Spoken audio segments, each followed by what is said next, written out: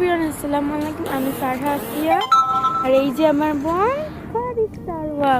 আজকে আমরা যাচ্ছি মসজিদে মাগরিবের নামাজ পড়তে। তো চলেন আপনাদের সাথে শেয়ার করব মসজিদটাকে।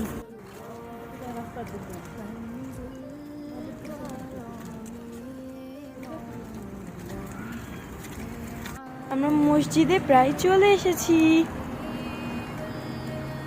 এই যে মসজিদের গেটটা এখানে। এই যে আমাদের মসজিদ। ভিতরে ঢুকলে এখানে অজু করার জন্য জায়গা আছে। দেখেন বিদেশি গিয়েছে, এখানে পানি অপচয় করতে মানা করেছে।